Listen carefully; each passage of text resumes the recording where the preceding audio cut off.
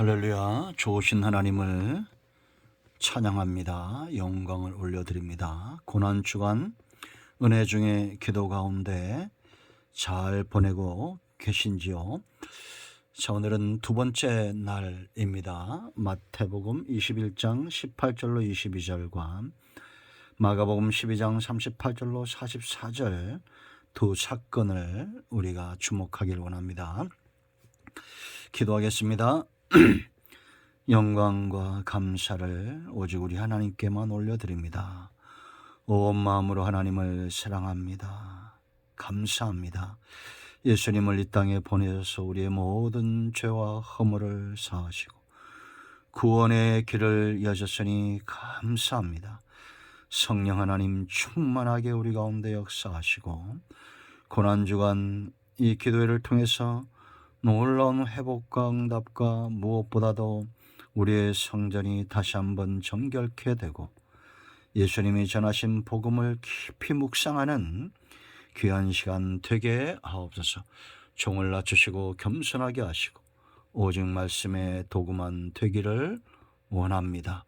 예수님의 이름으로 사모하며 기도합니다. 아멘. 자, 마태복음 21장 18절 말씀부터 봅니다. 이른 아침에 성으로 들어오실 때에 시장하신지라 길가에서 한 무화과 나무를 보시고 그리로 가사 잎사귀 밖에 아무것도 찾지 못하시고 나무에게 이르시되 이제부터 영원토록 네가 열매를 맺지 못하리라 하시니 무화과가 곧 마른지라. 제자들이 보고 이상히 여겨 이르되 무화과 나무가 어찌하여 곧 말랐나이까.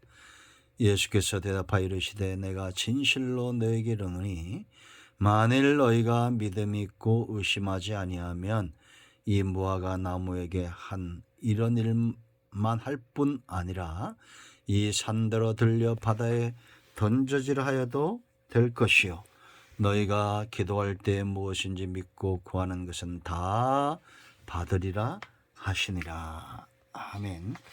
먼저 이 무화과 사건을 보겠습니다. 굉장히 유명한 사건이죠. 해석에 있어서 참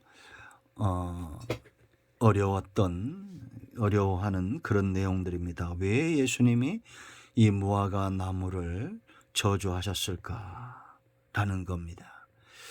제자들도 이것이 이상히 여겼습니다. 그런데 예수님의 말씀에 답이 있지요.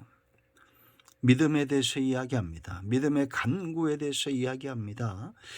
21절에 믿음 있고 의심하지 아니하면 이 무화과 나무에 된 이런 일만 할 뿐 아니라 이 산더라 들려 바다에 던져 하여도 될 것이요 너희가 기도할 때 무엇인지 믿고 구하는 것은 다 받으리라 하시니라. 약속입니다. 그러므로 여러분, 기도하는 자에게 가장 요구되는 중요한 세 가지가 여기 발견되어진대요. 가장 우선된 것은 바로 믿음이라는 겁니다. 믿음이 없는 기도는 공허함입니다. 기도의 형제 로렌스 형제는 믿고 기도한 것은 더 이상 구하지 않았다는 겁니다. 평안히 기다렸다는 겁니다. 그래서 여러분, 인내와 기다림은 누구의 몫이냐?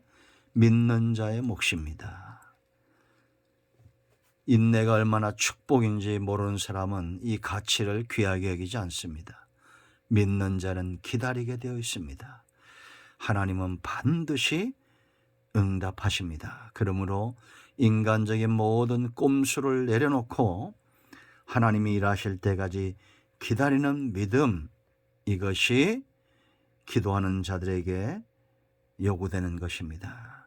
그러므로 제자들은 지금 예수님을 가까이 함으로 이 믿음이 커지고 있는 것입니다. 산을 들어 바다에 던질 만한 믿음으로 성장해 가고 있는 거예요. 그렇다고 해서 우리가 산을 들어 바다에 던질 필요는 없죠. 믿음을 이야기하면서 비유로 말씀하시는 겁니다. 두 번째 중요한 것이 뭐냐? 우리가 믿었으면 시인하고 선포하는 겁니다. 말할 때 그랬습니다. 산들어 들려 바다에 던져지라 하며도 될 것이요. 베드로가 사도행전 3장에서 성전 미문에서 구걸하는 안전뱅이를 구할 때 어떻게 합니까? 은과 금은 내게 없거니와 내게 있는 것 곧 나사렛 예수 그리스도의 이름으로 일어나 걸으라. 선포하는 거죠. 참 이것이 힘들고 어려울 때가 참 많습니다. 이게 담대하게 선포한다는 거, 믿음이 충만할 때 나타나는 그런 넘침의 형상입니다. 잔이 넘치면 물이 넘치듯이, 잔이 차면 물이 넘치듯이 믿음의 사람은 선포해야 됩니다. 어둠을 향해서 선포하고 나사렛 예수 그리스도의 이름으로 선포할 때에 산을 들어 옮기는 강력한 결과가 나타난다. 예수님은 귀신을 향해서 내쫓아 선포하죠. 죽은 나사로를 향해서 선포하죠. 나오라고 선포합니다.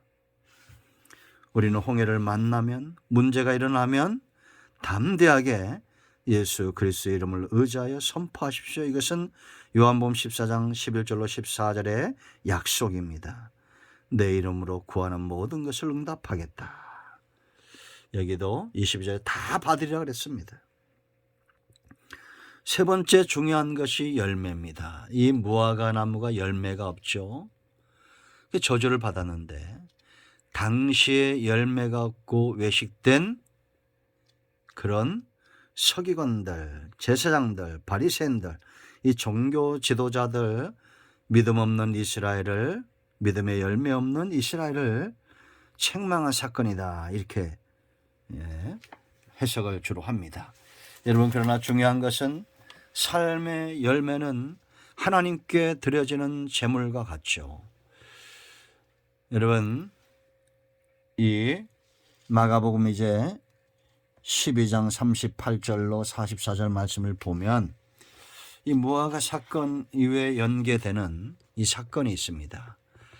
바로 과거의 두렙돈 사건입니다. 그런데 41절부터 44절까지 우리가 잘 아는 한 과부가 두렙돈, 한 고드란트, 하루의 생활비죠, 이게. 근데 이걸 넣었어요. 근데 예수님이 말씀하실 때 44절 말씀 보면 예수께서 43절 제자들을 불러다가 이르시되 내가 진실로 너에게 이르노니 이 가난한 과부는 헌금함에 넣는 모든 사람보다 많이 넣었도다. 그들은 다 풍족한 중에 넣었거니와 이 과부는 그 가난한 중에서 자기의 모든 소유 곧 생활비 전부를 넣었느니라 하시니라. 이게 바로 열매입니다. 이 여인이 헌금을 생활비 전부를 넣었다고 해서 그렇다고 해서 큰 돈은 아니죠. 그래서 이 헌금을 했다고 해서 이게 열매가 아니라 그 중심을 말하는 겁니다. 부자들은 그들이 가진 것들을 넣죠. 그러나 중심이 다르죠. 38절로 40절 말씀 보면 이 부자들에 대해서 이야기합니다. 예수께서 가르칠 때에 이르시되 긴 옷을 입고 다니는 것과 시장에서 문안받는 것과 회당의 높은 자리와 잔치의 윗자리를 원하는 서기관들을 삼가라. 그들은 과부의 가산을 삼키며 외식으로 길게 기도하는 자니 그 받는 판결이 더욱 중하리라. 이 외식된 겁니다. 이들은 높은 자리에 앉기 좋아하고 대접받기 좋아하고 그런가 하면 약한 자들의 가산을 삼키고 외식으로 기도하는 자들입니다. 강한 자에겐 굽히고 약한 자는 억누르고, 이게 참 잘못된 거죠. 그래서 저도 굉장히 신경 쓰고 조심하는 부분들이 이런 겁니다. 여러분, 교회가 좀 커지고 헌금을 많이 하고 하면 대우받고자 하는 오히려 복이 저주가 되는 이런 비참한 삶을 우리가 경험해서 되겠습니까? 이 가난한 과부처럼 하나님 앞에 겸손하고 더 드릴 것이 없음에 안타까워하고 그 중심으로 회개하고 하는 이런 삶들, 우리 중심이 예수님 보시기에 합한 삶을 살아야 된다. 저주받은 무화과 나무처럼 열매가 없는 그런 중언부언하는 기도, 외식된 기도, 응답이 올 수가 없습니다. 그러므로 오늘 이 세 가지를 기억하십시오. 기도는 반드시 응답됩니다. 우리의 믿음 없음을 불쌍히 여겨달라 하나님 앞에 기도하시고 먼저 믿음에 서야 됩니다. 믿었으면 선포하십시오. 예수 그리스도의 이름을 의지하여 선포하고 중심을 들이는 삶으로 하나님을 예배하는 자가 될 때 반드시 응답하실 것을 확신합니다. 기도합니다. 예수님의 이름을 의지하기도 합니다. 이 말씀대로 되게 하여 주시옵소서. 우리 가운데 마음이 상한 자, 병든 자 치유하시고 회복시켜 주시기를 원합니다. 예수님의 이름으로 사모하며 축복하며 취하며 기도합니다. 아멘. 할렐루야. 고난주간 특세 중입니다. 반드시 응답하실 것을 믿습니다. 사모함으로 한 주간 기도하시고 영상을 통해서 예배하는 여러분 모두도 본 교회와 가까운 교회에 나아가서 기도하시는 은혜로운 한 주간 되기를 축원드립니다. 반드시 기도는 응답됩니다. 아멘.